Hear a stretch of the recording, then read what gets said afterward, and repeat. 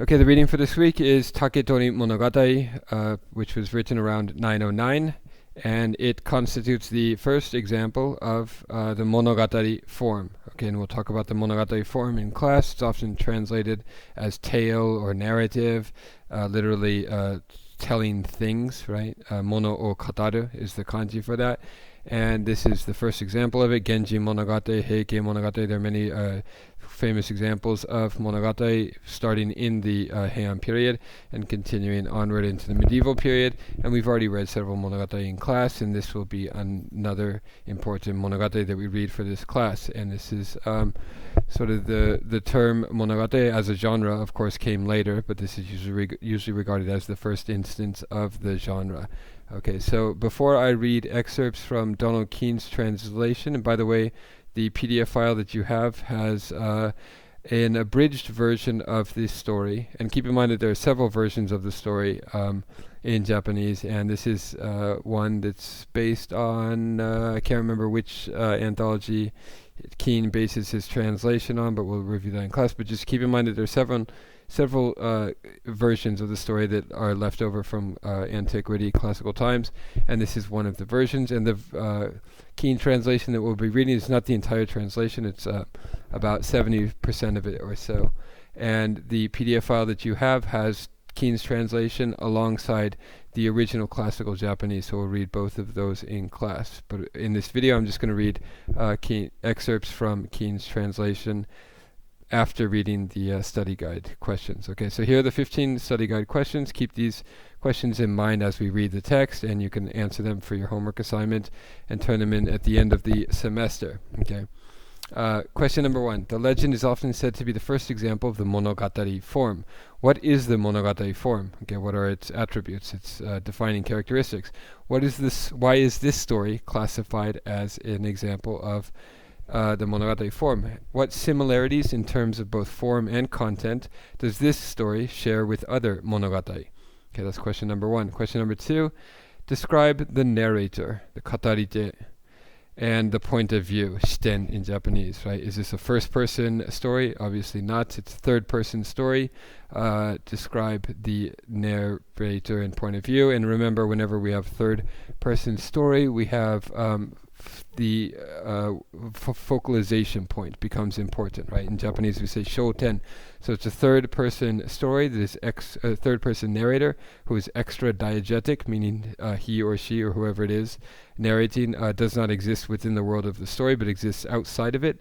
But nevertheless, it jumps into the minds and the hearts of certain characters, and without jumping into the minds of hearts of other characters, right? So where does the focalization point, where is it directed in this story? That's question number 2. Question number 3, describe the old bamboo cutter, Sanuki no Miyako, and his old wife. What is their reaction to their discovery? How does their life change after the discovery? Remember, they become rich through discovering the Kaguya Hime and the gold that she's that comes with her. And how do they treat her? How do they raise her? And so forth. That's question number 3. Question number 4, describe the tiny, beautiful Nayotake no Kaguya Hime. That's her full name. Nayo is nayoshi, supple. And take, of course, is bamboo. So her name, Nayotake no Kaguya Hime, is translated in our translation as the shining princess of the supple bamboo.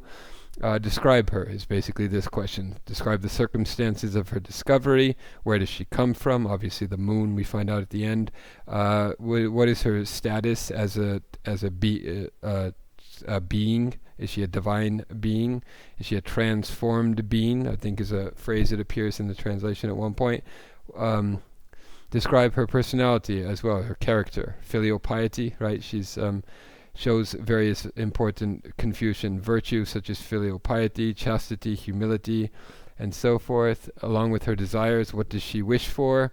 What is her mission here on earth, and so forth? That's question number 4. Question number 5 is describe the diviner, the uranaishi, who appears in the middle of the story, who is named Inbe no Akita, and he's a diviner from Mimuroto. She rather, it's a female diviner, a shamanesque kind of character. What is her role in the story? That's question number 5. Question number 6, Describe the various settings and the probable historical age of the story. All right, so where in Japan is the story set? What place names appear? Make a list of all of them. What mountain names and mountain ranges appear? Make a name of all of those. And the most important of those, of course, is Mount Fuji, which appears at the end of the story. And this is the story, the origin of the name Mount Fuji, as we will find out at the end of the story. All right, so keep in mind whenever you hear Mount Fuji mentioned that its name, originally written with different kanji, fushi, not dying, immortality, Mount never dying would be the literal translation of that.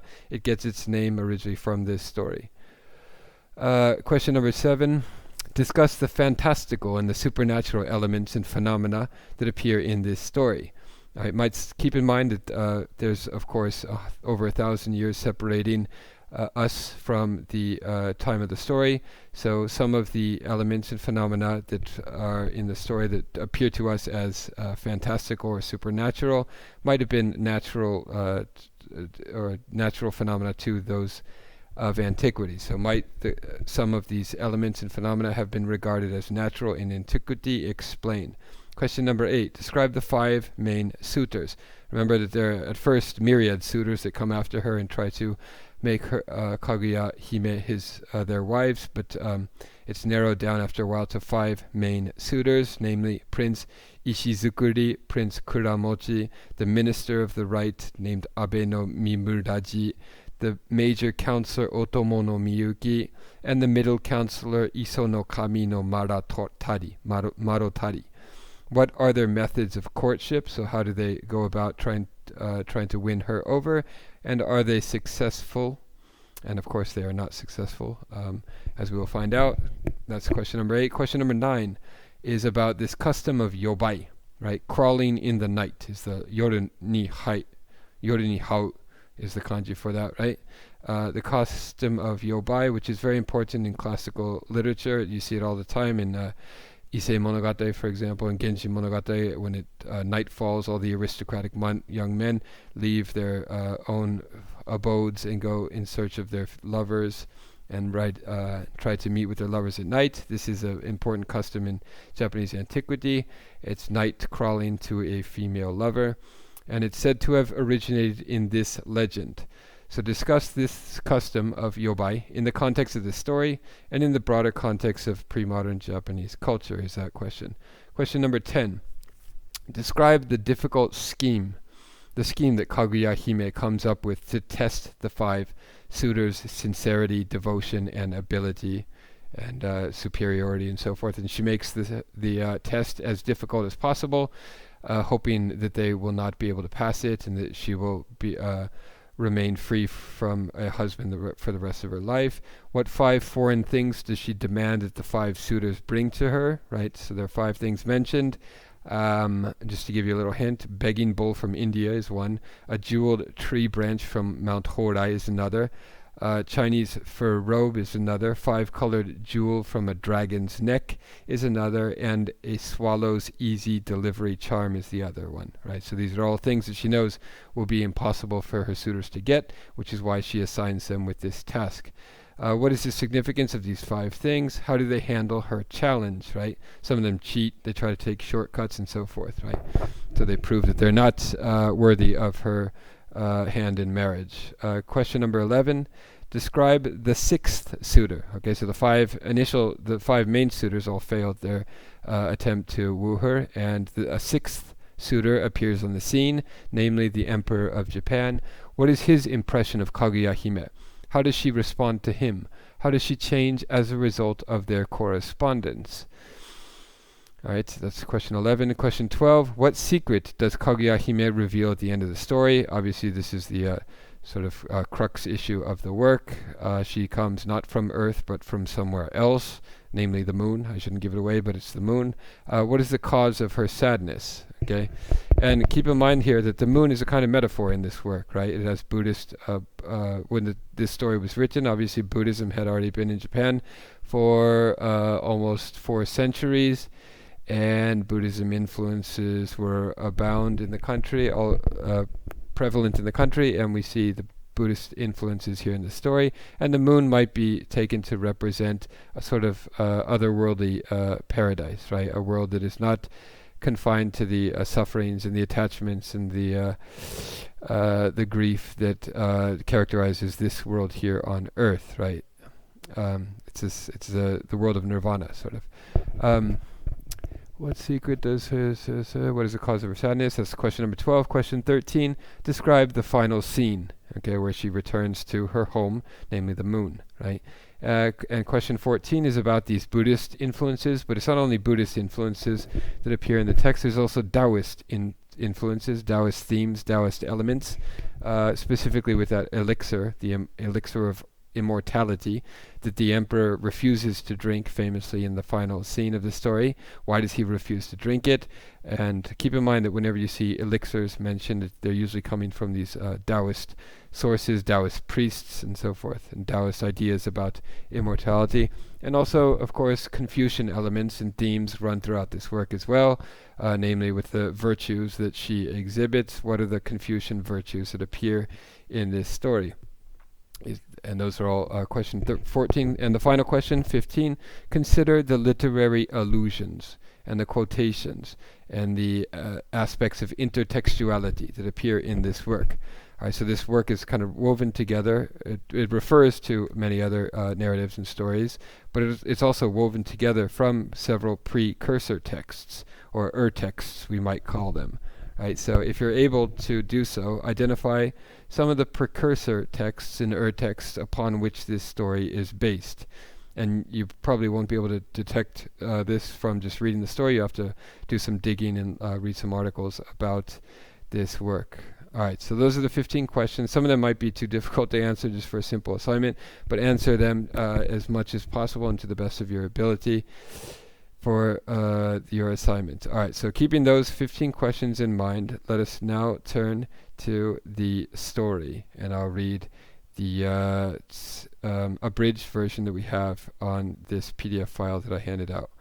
And I won't read the classical Japanese, the original. We'll go over that in class and compare it with Keene's translation. Okay, so here is Keene's translation. Okay, and again, if you don't have the PDF file and you're watching this YouTube video, you can purchase the Keene's translation in the link that I provided in the description. Okay, here's the translation. Taketori Monogatari. Starting with, and keep in mind that the story is divided into 4 major sections, right? Here's the first section, the birth of Kaguya Hime. Many years ago, all right, let me enlarge this so I can read it. Many years ago, there lived a man they called the Old Bamboo Cutter. Every day he would make his way into the fields and mountains to gather bamboo, which he fashioned into all manner of wares. His name was Sanuki no Miyako. One day he noticed among the bamboos a stalk that glowed at the base. He thought that this was strange, and going over to have a look, saw that a light was shining inside the hollow stem. He examined it, and there he found a most lovely little girl about 3 inches tall. The old man said, "I have discovered you because you were here among these bamboos I watch over every morning and evening. It must be you who are meant to be my child." He took the little girl in his hands and brought her back home. There he gave the child into the keeping of his old wife for her to rear. The girl was incomparably beautiful, but still so small they put her in a little basket, the better to care for her. It often happened afterward that when the old bamboo cutter gathered bamboo, he would find a stalk crammed with gold from joint to joint, and in this way he gradually became very rich. The child shot up under their loving care. Before 3 months had passed, she stood tall as a grown woman, and her parents decided to celebrate her coming of age. Her hair was combed up, and they dressed her in trailing skirts. The greatest pains were lavished on her upbringing. They never even allowed her to leave her curtained chamber. So she's what we call in Japanese a hako iri musume, right? A sheltered daughter whose parents are very careful about exposing her to the outside dangerous world, especially the world of men. Erotic suitors, men. This child had a purity of features quite without equal anywhere in the world, and the house was filled with a light that left no corner dark. If ever the old man felt in poor spirits or was in pain, just to look at the child would make the pain stop. All anger too would melt away. For a long time afterward, the old man went on gathering bamboo, and he became a person of great importance. Now that the girl had attained her full height, a diviner from Mimuroto, named Imbe no Akita, was summoned to bestow a woman's name on her. Akita called her Nayotake no Kaguya Hime, the shining princess of the supple bamboo. The feast given on the occasion of her name-giving was graced by diversions of every kind and lasted 3 days. Men and women alike were invited and grandly entertained. Okay, next section is about the suitors who come asking for her hand in marriage. Every man in the realm, whether high or low of rank, could think of nothing but of how much he wanted to win Kaguya Hime, or at least to see her.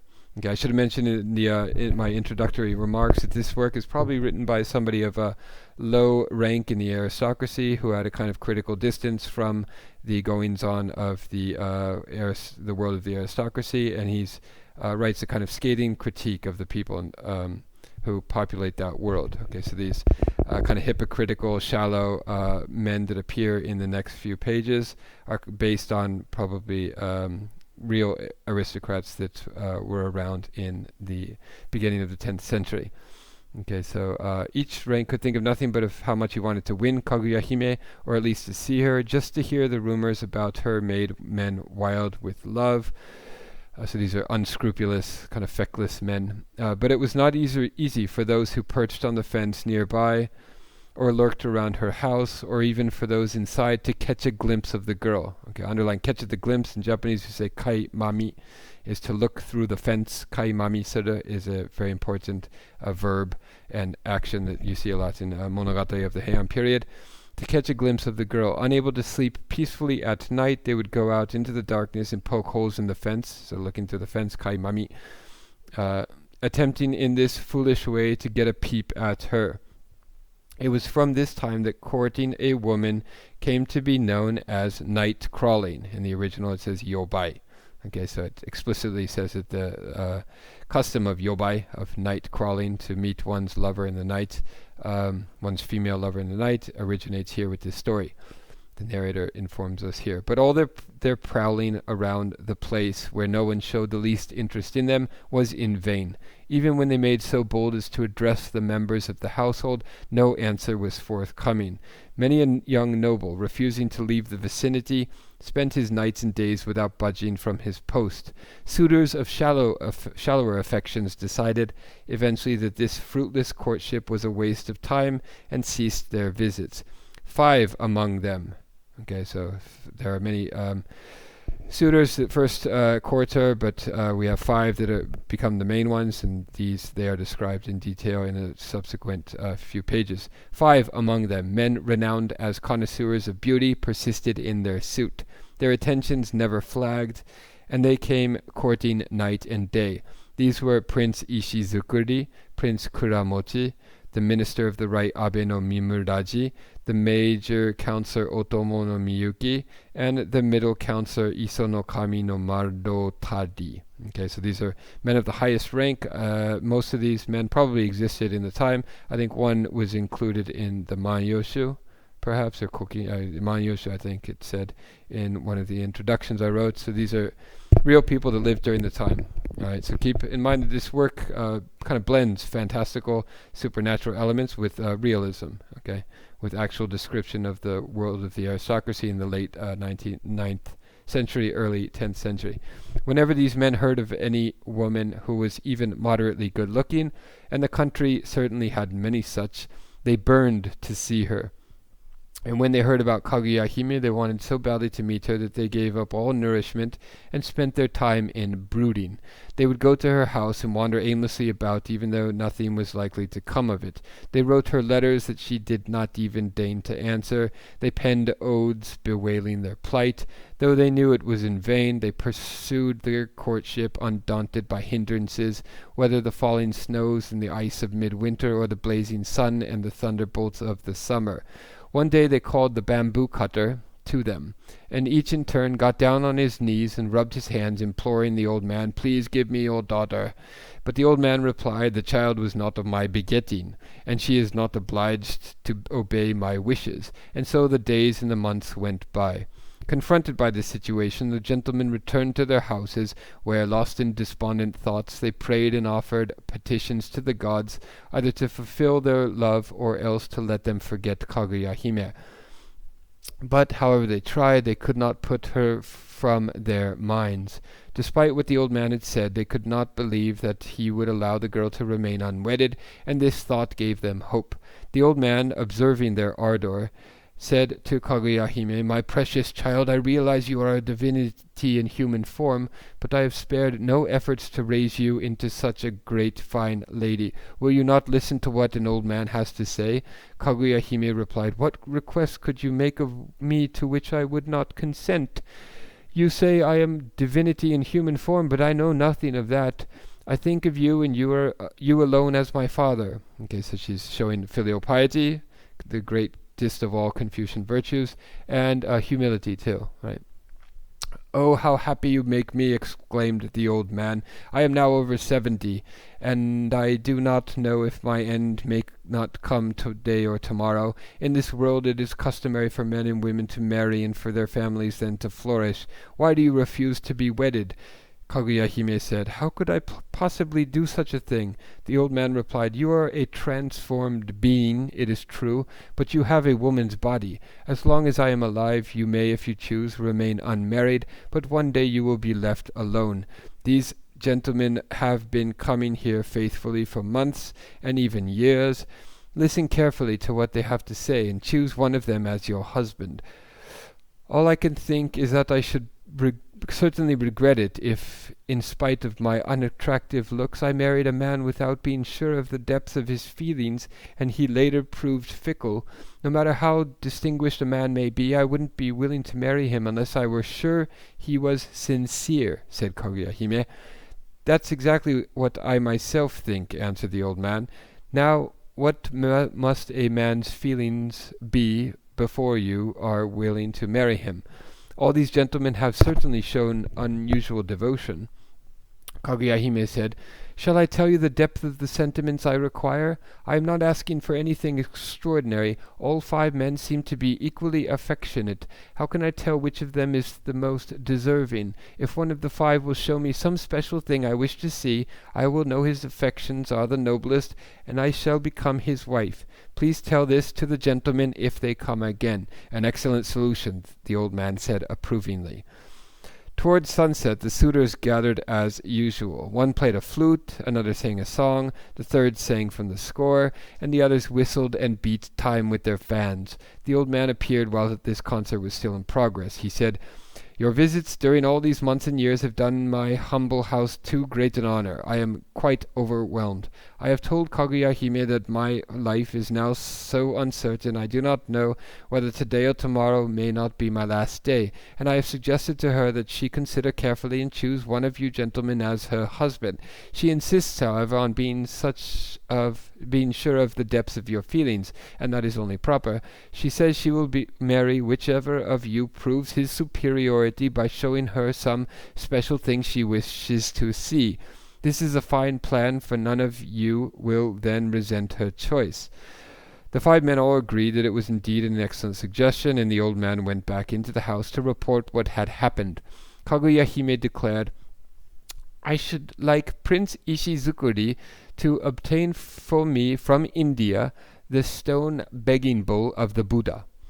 Prince Kuramochi is to go to the mountain in the eastern sea called Horai and fetch me a branch of the tree that grows there, with roots of silver and trunk of gold, whose fruits are pearls. The next gentleman is to bring me a robe made of the fur of Chinese fire rats. I ask Otomo, the major counselor, please to fetch me the jewel that shines 5 colors, found in a dragon's neck.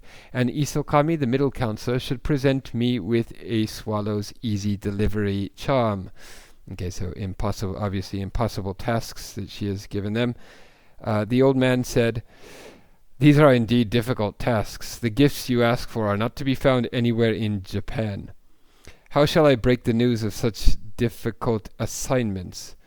What is so difficult about them? Asked Kaguya-hime. I'll tell them at any rate, said the old man, and went outside. When he had related what was expected of them, the princes and nobles exclaimed, Why doesn't she simply say, stay away from my house? They all left in disgust. Alright, next section is the stone begging bowl of the Buddha. Nevertheless, Prince Ishizukuri felt as though his life would not be worth living unless he married the girl, and he reflected, is there anything I would not do for her, even if it meant traveling to India to find what she wants? He realized, however, being a prudent man, how unlikely he was to find the one and only begging bowl of the Buddha, even if he journeyed all 8,000 leagues to India. He left word with Kaguya-hime that he was departing that day for India in search of the begging bowl, and remained away for 3 years. At a mountain temple in Tochi district of the province of Yamato, he obtained a bowl that had stood before the image of Binzuru and was pitch black with soot. Okay, so he doesn't go to India, he just goes to the Yamato area, which is around the Nara region, and he finds something that's similar. He put the bowl in the brocade bag, fastened it to a spray of artificial flowers, and carried it to Kaguya-hime's house. When he presented the bowl, she looked it over suspiciously. Inside she found a note and opened it. And it had this waka 57577 syllabled waka inside, and the waka is as follows: Umi yama no michi ni kokoro o tsukushi hatena ishi no hachi no namida nagareki. And the translation by Keene is, on paths across both sea and mountain I have worn away my spirit. Into the bowl of stone bloody tears have flowed. Okay, bloody tears is an image you see a lot in classical Japanese waka poetry. Blood coming out of the eyes rather than tears happens quite a bit to express extreme grief. And Kaguya-hime examined the bowl to see if it gave off a light, but there was not so much as a firefly's glimmer. So she sees through his ploy. She returned the bowl with the verse, and here's her response in a waka verse form. Okutsuyu no hikari o dani mo yado samashi okuga no yama ni tena ni mote me kemmu. And the translation, I had hoped at least a sparkle of the fallen dew would linger. Why did you fetch this bowl from the mountain of darkness? The prince threw away the bowl at the gate and replied with this verse, and he writes another waka in response. Shirayama ni aeba hikari no usuru kato hachi o stete mo tanno maruru kana. And the translation of this waka is, perhaps it lost its glow when it came to Shirayama, the bright mountain. Though I discard the bowl, I cling shamelessly to my hopes. So he knows he's been busted, and he makes up an excuse, a lie, saying that it is the real thing, that it just lost its glow, en route to give it to her. He sent this into the house, but Kaguya-hime no longer deigned to answer. So he's done for. He's out.